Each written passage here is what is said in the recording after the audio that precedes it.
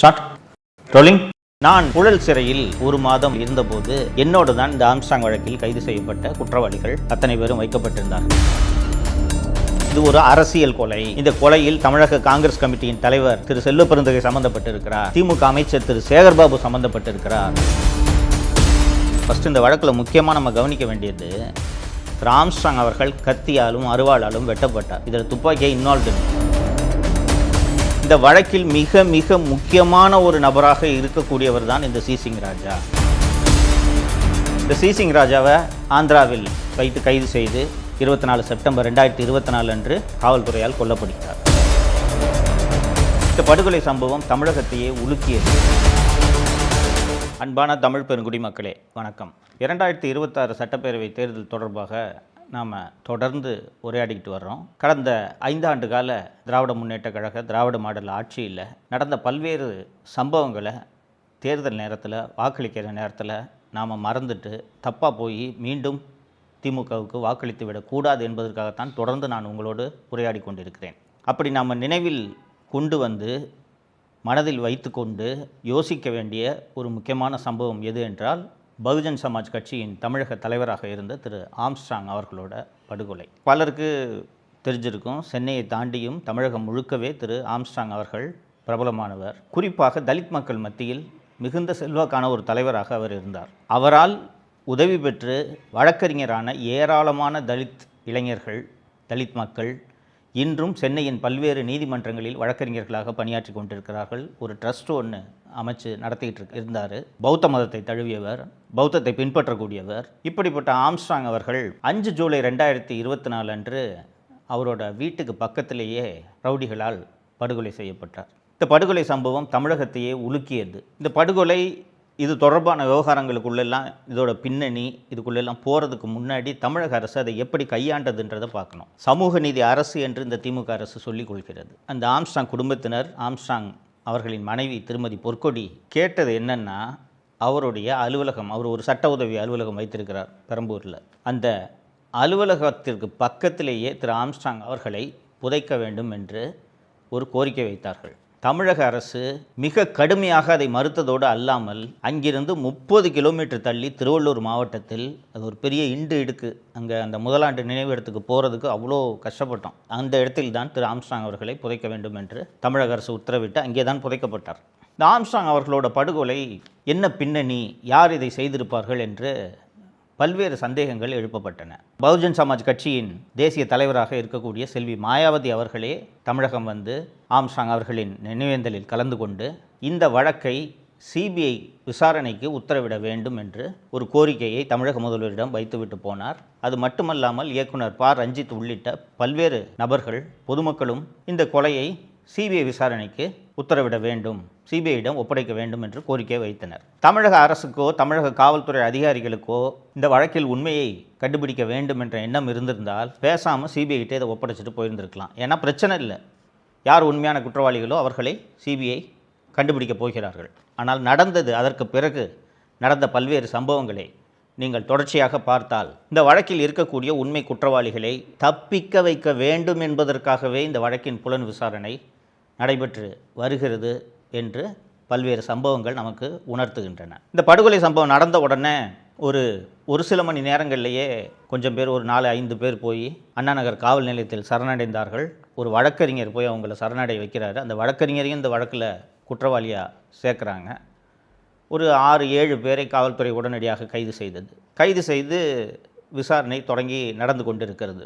5 ஜூலை 2024 அன்று திரு ஆம்ஸ்ட்ராங் அவர்கள் படுகொலை செய்யப்படுகிறார். 14 ஜூலை 2024 அன்று இந்த வழக்கில் முக்கிய குற்றவாளியாக சேர்க்கப்பட்டிருந்த திருவேங்கடம் என்ற குற்றவாளி, அந்த திருவேங்கடத்தை காவல்துறை மேஜிஸ்ட்ரேட் முன்னாடி வாக்குமூலம் கொடுத்து, இவரை நாங்கள் கஸ்டடி எடுத்து விசாரிக்கணும் என்று போலீஸ் கஸ்டடியில் எடுக்கிறாங்க. இது போன்ற கொலை வழக்குகளில் கஸ்டடியில் எடுக்கக்கூடியவர்களை எப்படிப்பட்ட பாதுகாப்போடு அழைத்து செல்வார்கள் என்பது எல்லாருக்குமே நன்றாக தெரியும். பலத்த ஆயுதங்களோடு, AK-47 செல்ஃப் லோடிங் ரைஃபிள் உள்ளிட்ட பலத்த ஆயுதங்களோடு குறைந்தது ஒரு 20 காவலர்கள் இல்லாமல் கஸ்டடிக்கு எடுத்துகிட்டே போக மாட்டாங்க. புழல் சிறை வாசலுக்கு போய் நீங்கள் பார்த்தீங்கனாலே தெரியும் எவ்வளோ கடுமையான ஆயுதங்களோடு காவல்துறையினர் குற்றவாளிகளை எடுத்து செல்வார்கள் என்று. நான் ஒரு யூடியூப் வழக்கில் கைதானதுக்கே எனக்கு 15 போலீஸார் ஆயுதம் தாங்கிய போலீஸார் தான் என்ன காவலுக்கு எடுத்தாங்க.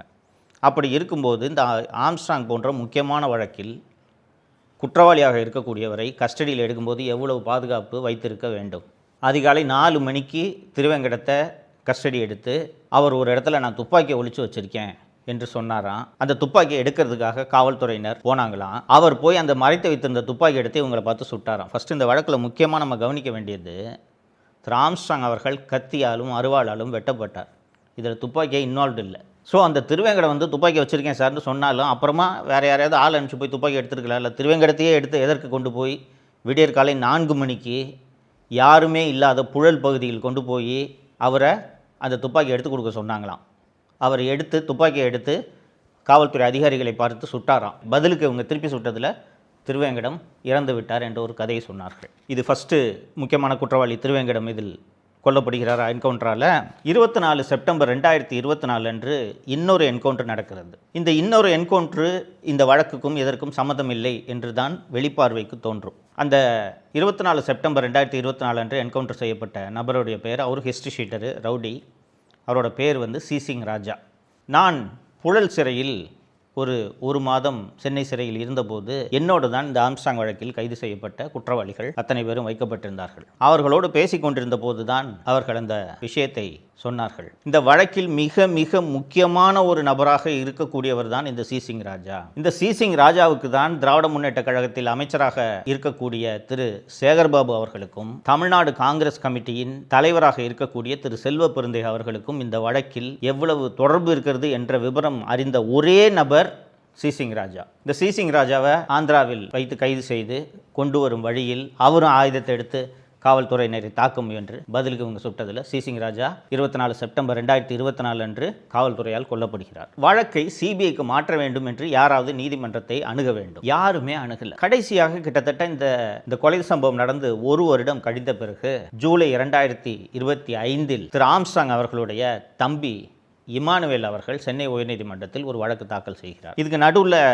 நடந்த ஒரு சின்ன அரசியலையும் உங்களோடு சேர்த்து சொல்ல வேண்டும். திரு ஆம்ஸ்ட்ராங் அவர்கள் இறந்த பிறகு தமிழ்நாடு பகுஜன் சமாஜ் கட்சிக்கு யாரை தலைவராக போடுவது என்று விவாதங்கள் எல்லாம் நடக்கும்போது கட்சியின் தேசிய தலைமை ஆம்ஸ்ட்ராங் அவர்களோட மனைவி திருமதி பொற்கொடியவே நீங்களே இந்த பதவிக்கு வாங்க, மாநில தலைமை பதவியை ஏற்றுக்குங்க, நீங்கள் இருந்தீங்கன்னா கட்சி நன்றாக நடக்கும் என்று சொன்னபோது எனக்கு சிறிய வயதில் குழந்தை இருக்கிறது, நான் அதை பார்த்துக்கணும், என்னால் இந்த வேலையை செய்ய முடியாது என்று அவர் சொன்னபோது அந்த கட்சியிலேயே இருந்த ஆனந்தன் என்ற வழக்கறிஞர் நான் இந்த தலைமை பொறுப்பை ஏற்றுக்கிறேன் அப்படின்ட்டு திருமதி பொற்கொடி அவர்கள்கிட்ட சொல்கிறாரு. எனக்கு இந்த தலைமை பதவியை கொடுங்க அப்படின்ட்டு பொற்கொடி அவர்கள்கிட்ட ஆனந்தன் மீண்டும் மீண்டும் ஏன் வலியுறுத்துகிறார் என்றால், நான் அண்ணன் வழக்கை சிபிஐக்கு மாற்றுறதுக்கான வழக்கு தொடரும் வேலைகளை நான் பார்க்கிறேன் என்ற வாக்குறுதியின் அடிப்படையில் தான் அவருக்கு தலைமை பதவி கொடுக்கப்படுகிறது. ஆனால் இந்த ஆனந்தன் கடைசி வரைக்கும் வழக்கு பதிவு செய்யவே இல்லை. ஜூலை 2025 தான் ஆனந்தன் முதல் முறையாக சென்னை உயர்நீதிமன்றத்தில் வழக்கு பதிவு செய்கிறார். வழக்கு ஒரு நீதிமன்றத்தில் வழக்கை சிபிஐக்கு மாற்ற வேண்டும் என்றால் எவ்வளவு தயாரிப்பு வேலைகளை செய்ய வேண்டும் என்பது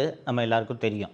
ஆனால் இந்த வழக்கில் உரிய முறையில் தயாரிப்பு வேலைகள்லாம் எதுவுமே செய்யாமல் அவசர கோலத்தில் ChatGPTயில் ரெடி பண்ணி ஒரு பெட்டிஷனை தப்பும் தவறுமாக ஒரு மனு சென்னை உயர்நீதிமன்றத்தில் தாக்கல் செய்யப்படுகிறது. சென்னை உயர்நீதிமன்றம் அந்த வழக்கை விசாரித்து விட்டு இந்த மனுவில் இருக்கக்கூடிய குறைபாடுகள் எல்லாம் பார்த்துட்டு, நீங்கள் இந்த வழக்கு தொடர்பான கோப்புகளை கொண்டு வாருங்கள், இதற்குள் இந்த வழக்கில் குற்றப்பத்திரிகையை அவசரமாக சென்னை காவல்துறை தாக்கல் செய்து விடுகிறது. இவர்கள் தான் குற்றவாளிகள், வேறு ஒரு கொலைக்கு பழி வாங்கிறதுக்கு தான் ஆம்ஸ்ட்ராங் இந்த கொலை நடந்திருக்கிறதுன்ட்டு அவசரமாக இவர்கள் நினைத்தவர்களை குற்றவாளிகளாக்கி அவர்கள் அத்தனை பேர் மீதும் குண்டர் சட்டத்தை பாய்ச்சி சிறையில் அடைத்து விடுகின்றனர். இது முடிஞ்ச பிறகு சென்னை உயர்நீதிமன்றம் காவல்துறைகிட்டேருந்து இந்த வழக்கு கோப்புகளை எல்லாம் கொண்டு வாங்கன்ட்டு வாங்கி ஒன்று ஆராயும் போது அடிப்படையான விசாரணையை கூட இவர்கள் சரியாக செய்யவில்லை என்பதை சென்னை உயர்நீதிமன்றம் புரிந்து கொள்கிறது. சென்னை உயர்நீதிமன்றம் சென்னை மாநகர காவல்துறையின் அனைத்து கோப்புகளையும் ஆராய்ந்து பார்த்துவிட்டு 24 செப்டம்பர் 2025 அன்று சென்னை உயர்நீதிமன்றம் இந்த வழக்கை சிபிஐக்கு மாற்றி உத்தரவிடுகிறது. இப்போ ஒரு உயர்நீதிமன்றம் ஒரு வழக்கை சிபிஐக்கு மாற்றி உத்தரவிட்டால்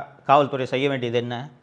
கோப்புகளை சிபிஐயிடம் ஒப்படைக்க வேண்டும். அந்த மாற்றும் போது சென்னை உயர்நீதிமன்றம் கூடுதலாக ஒரு உத்தரவை பிறப்பித்தது. அது என்னவென்றால், ஏற்கனவே காவல்துறை விசாரணை முடித்து குற்றப்பத்திரிகை தாக்கல் செய்திருந்தார்கள் என்று சொன்னேன் அல்லவா, அந்த குற்றப்பத்திரிகையை ரத்தும் செய்து சென்னை உயர்நீதிமன்றம் உத்தரவிட்டது. ஸோ உடனடியாக காவல்துறை என்ன பண்ணணும்னா, அந்த வழக்கு கோப்புகளை சிபிஐட்ட ஹேண்ட் ஓவர் பண்ணி அவர்கள் தங்களது விசாரணையை தொடர்வதற்கு உதவி செய்ய வேண்டும். இதுதான் ஹைகோர்ட் உத்தரவு போட்டுச்சுன்னா உடனே அதை செய்கிறது தான் ஒரு காவல்துறையோட கடமை, அரசு துறையோட கடமை. மாறாக ஒரு கோப்பை கூட சென்னை காவல்துறை சிபிஐயிடம் ஒப்படைக்கவில்லை. சென்னை உயர்நீதிமன்றம் உத்தரவு பிறப்பித்திருக்கிறது. இது தொடர்பான வழக்கு கோப்புகளை நீங்கள் எங்களுக்கு கொடுக்க வேண்டும் என்று சிபிஐயும் சென்னை மாநகர காவல்துறைக்கு கடிதமும் எழுதிவிட்டது. அதற்கு பிறகும் இவர்கள் கோப்புகளை ஒப்படைக்கவில்லை. இந்த நிலையில் நவம்பர் 2025 தமிழக அரசு பல லட்சம் ரூபாய் செலவு செய்து மூத்த வழக்கறிஞர்களை நியமித்து உச்சநீதிமன்றத்தில் இந்த வழக்கு சிபிஐக்கு செல்வதற்கு உயர்நீதிமன்றம் போட்ட உத்தரவை தடையாணை பெற்றுள்ளனர். இதில் நாம் யோசிக்க வேண்டியது என்னன்னா, பகுஜன் சமாஜ் கட்சியை சேர்ந்தவர்களும் சொல்கிறார்கள், பல்வேறு பொதுமக்களும் சொல்கிறார்கள், திரு ஆம்ஸ்ட்ராங் அவர்களின் மனைவி திருமதி பொற்கொடி அவர்களே சொல்கிறார், இது ஒரு அரசியல் கொலை. இந்த கொலையில் தமிழக காங்கிரஸ் கமிட்டியின் தலைவர் திரு செல்வப்பெருந்தகை சம்பந்தப்பட்டிருக்கிறார், திமுக அமைச்சர் திரு சேகர்பாபு சம்பந்தப்பட்டிருக்கிறார். இவை அனைத்தையும் விசாரிக்க வேண்டும் என்றால் சிபிஐ தான் இந்த விசாரணையை நடத்த வேண்டும் என்று இவ்வளவு பேர் கோரிக்கை வைத்த பிறகும் சிபிஐ விசாரணைக்கு இதை அனுப்பவே மாட்டேன் என்று தமிழக அரசு பிடிவாதம் பிடிப்பதன் மர்மம் என்ன? இந்த மர்மம் இப்போதைக்கு விலகாது. ஏன்னா தமிழக அரசு தப்பித்தவறி கூட இந்த வழக்கில் நியாயமான விசாரணை நடைபெற விடாது. ஏன்னா கஸ்டடியில் இருக்கும்போது தூக்கிட்டு போய் இத்தனை பேர் என்கவுண்டர் பண்ணுறாங்கன்னாலே உங்களுக்கு இதோட நோக்கம் என்னன்றது தெரியும். இந்த ஆம்ஸ்ட்ராங் கொலை வழக்கில் சம்பந்தப்பட்டவர்கள் தண்டிக்கப்பட வேண்டும் என்றால் ஆட்சி மாற்றம் ஒன்றுதான் அதற்கு வழிவகுக்கும். தமிழகத்தில் திரு ஆம்ஸ்ட்ராங் அவர்களை நேசிக்கக்கூடிய அத்தனை பேரும் ஆம்ஸ்ட்ராங் அவர்களின் கொலை வழக்கை மூடி மறைப்பதற்கு திமுக அரசு என்னென்னவெல்லாம் செய்தது என்பதை வாக்குச்சாவடிக்கு நீங்கள் செல்லும் போது நினைவில் வைத்துக்கொண்டு வாக்களியுங்கள். திரு எடப்பாடி பழனிசாமி அவர்கள் பல்வேறு பிரச்சார கூட்டங்களில் பேசும்போது இந்த ஆம்ஸ்ட்ராங் கொலை வழக்கில் சம்பந்தப்பட்டவர்கள் அத்தனை பேரும் கைது செய்யப்படுவார்கள், உண்மை வெளியே வரும், நியாயமான விசாரணை நடக்கும் என்பதை பல்வேறு கூட்டங்களில் வாக்குறுதியாகவே அளித்துள்ளார் என்பதை நீங்கள் நினைவுபடுத்தி பார்க்க வேண்டும். ஸோ இந்த வழக்கில் உண்மை வெளியே வர வேண்டும் என்றால் என்ன செய்ய வேண்டும் என்பதை நினைவில் வைத்துக் கொள்ளுங்கள். இன்னொரு நிகழ்ச்சியில் சந்திப்போம். நன்றி. தமிழகத்தை காப்போம்.